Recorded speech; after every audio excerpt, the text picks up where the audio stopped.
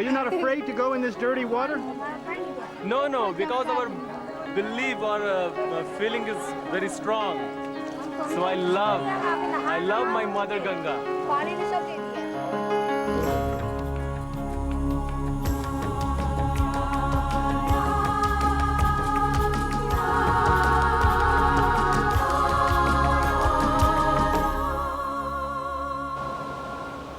Today's program is about a remarkable man, Veer Bhadra Mishra. He is Hindu, he is a holy man, and he is a scientist. And for almost every morning of his life, he is bathed in the river Ganges. He is a unique man, and his life's challenge is to solve a unique problem, to save the life of Mother Ganga.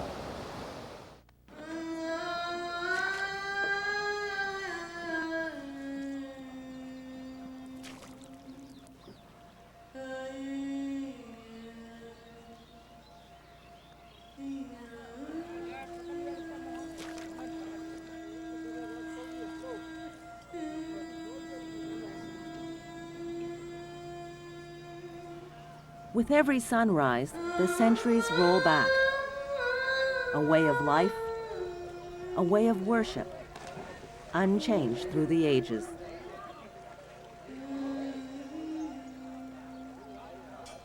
The day begins with homage to the Ganges, Mother Ganga, the most sacred of India's rivers. To the 60,000 who make the daily descent down the ancient stone steps of Varanasi, there is nothing more purifying than to bathe in her holy waters. Here, each worshiper is alone with his God.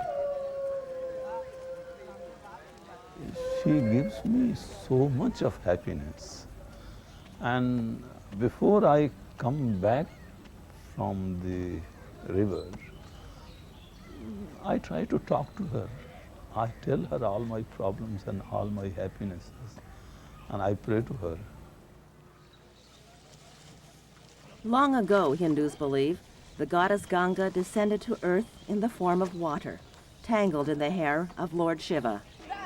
Her coming brought salvation to the 60,000 sons of the king, who had been turned to ashes.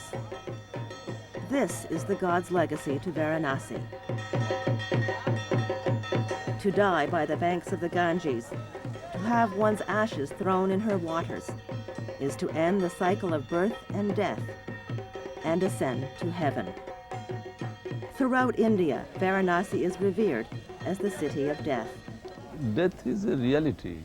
Means we are living in a world which is decaying, which is changing every second.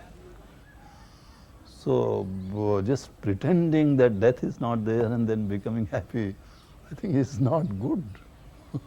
So Varanasi is one such place which reminds you, which tells you about this reality. Veer Bhadra Mishra's encounter with death came at the age of 14 when his father died. Suddenly, he was thrust into his place as the 14th Mahant, or head priest, of one of Varanasi's most important temples. Every morning for almost 50 years, he too has walked down these stairs for what is known as the Holy Dip, a ritual that began as a childhood obligation. The feelings deepen and the connections deepen, and now it has become a lifelong commitment, and Ganga is just a part of my life. I say that Ganga is medium of my life. Can't live without Ganga, as people can't live without air, whether the air is polluted or not polluted. We can't live without air. Similarly, I can't live without the river.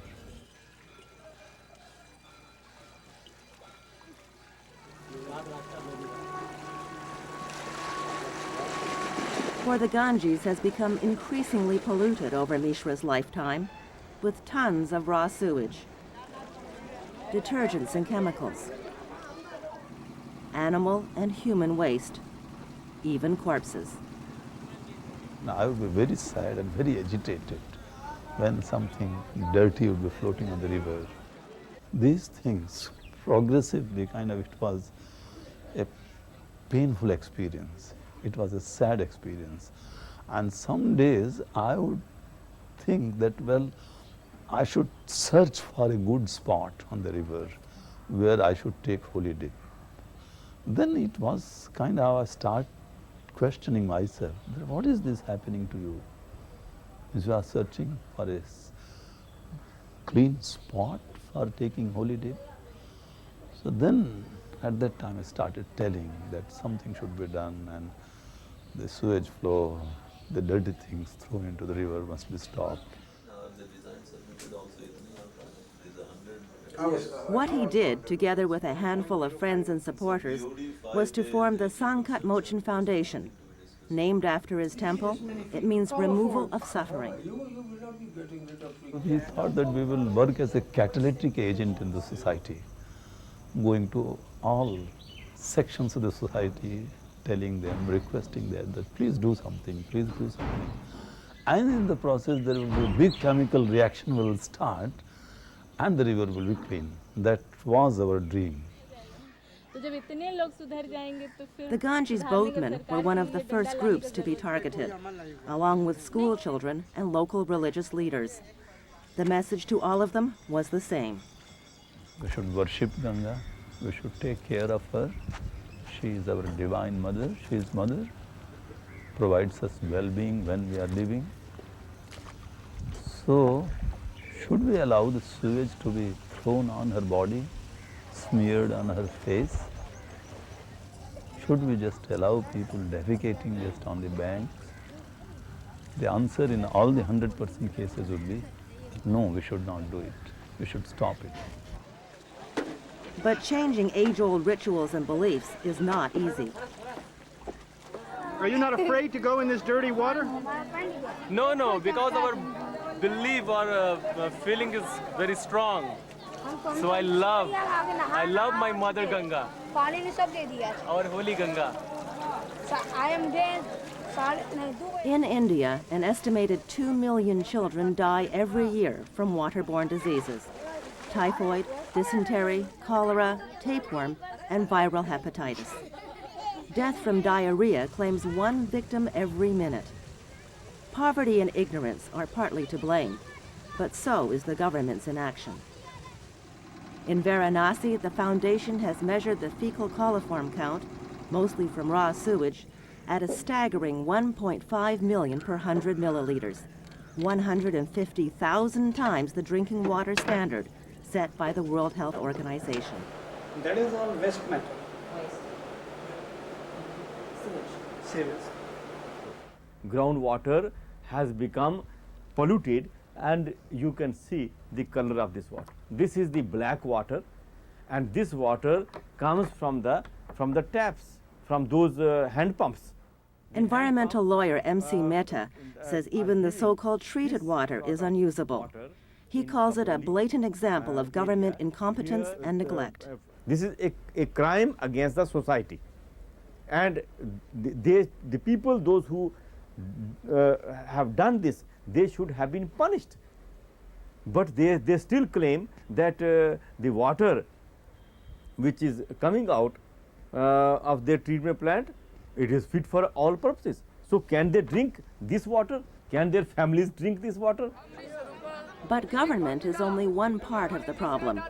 Another is the conviction among many devout Hindus that the sacred river purifies all pollution. Benares is heaven on earth. Benares is heaven on earth. 100-year-old Swami Ganga Anand Tirtha is part of a 4,000-year-old Hindu tradition. A former judge, he renounced his worldly life to seek enlightenment in Varanasi, also called Benares.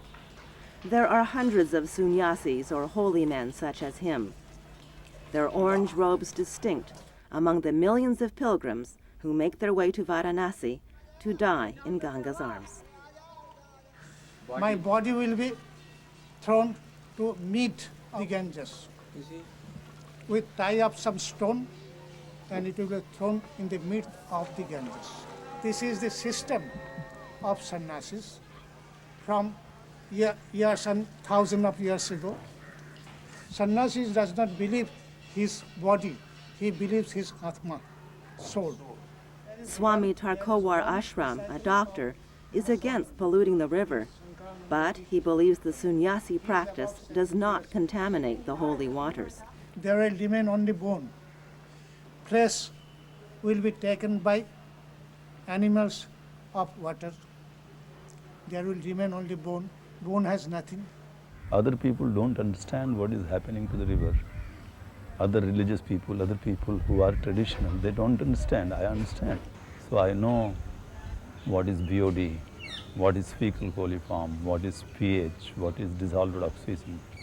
Mahantji, as he is known in the temple, becomes Professor V.B. Mishra in the classroom, head of the Civil Engineering Department at the Hindu Benares University. This is the inlet point and this is the outlet point. His specialty, hydraulic engineering, the mechanics of water. We should not discuss divinity now.